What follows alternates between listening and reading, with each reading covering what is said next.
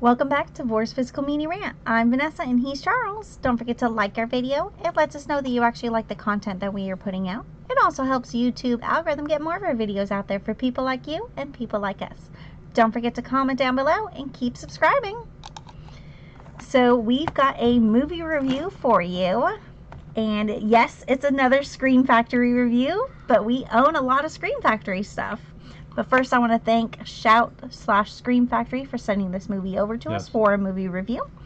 And the movie I am talking about is Phantom of the Opera with Robert Englund. Here is your spine and the back.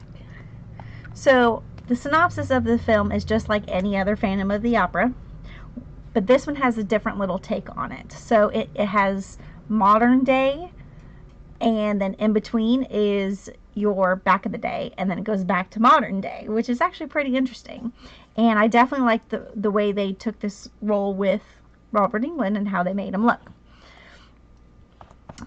And his face, the way he did things, he doesn't wear this mask all the time like most of the other ones. He actually has pieces of flesh, because the way he kills people in this for not listening, he skins them alive and he takes pieces of their flesh to cover what is obviously distorted, and he sews it back onto his face, and he uses makeup to make it look like he's got a normal face. That's actually pretty cool, I thought.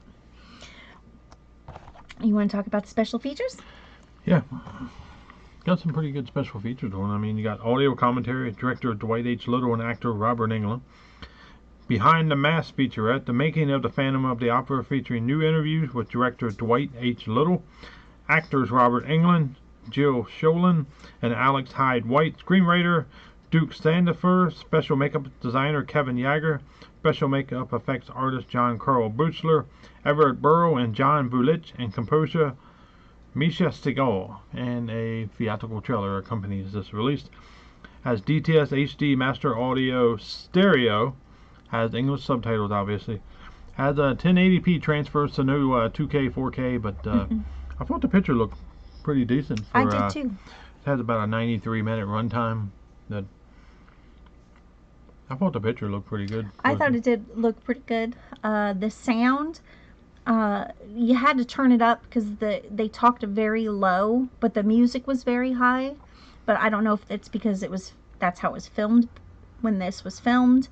But other than that, I mean, it sounded pretty good. Always wish that was fixed in movies, but not always like that. But I wish there was something that they would somehow fix that where it evens everything out. Right.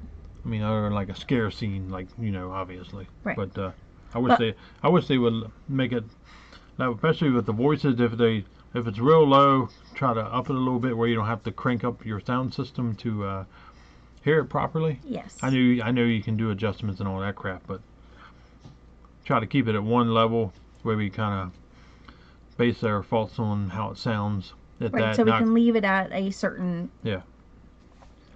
But when you gotta turn it up, you gotta turn it up. Yep. But that's okay. It's not that hard to do. No. But overall, I really, really enjoyed this movie. And I think you really enjoyed this movie, especially being... Robert Englund. Well, it is Robert Englund. I think that's what sold you on it. I would definitely highly recommend picking this up, whether you pick this up on a sale or you pick it up now. Yeah. There is disc art. I didn't show you that. But there is disc art. And inside work. Yeah. The girl who plays Christine Day is actually the same girl who's in Cutting Class.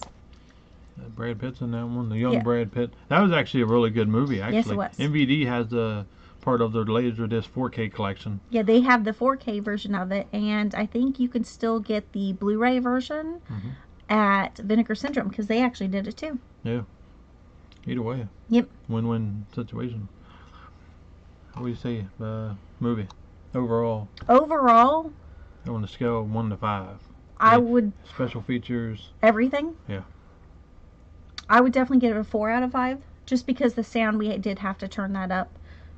That's the only downer. I mean, I thought it looked really good for not having a 2K scan or a 4K scan. I would probably say a 3 out of 5. Okay. I just watched it mainly for Robert Englund. I think if Robert Englund wasn't in it, He probably wouldn't like I it. probably wouldn't have cared. I like the Universal one. Hmm.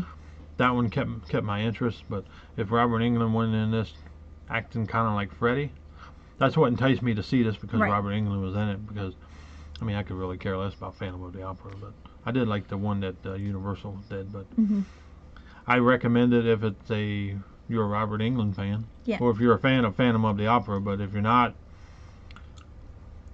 Well, there wasn't a lot of singing in this one either. There was no, singing here and yeah, there. I know that the one with Gerald Butler there's a lot of singing in that.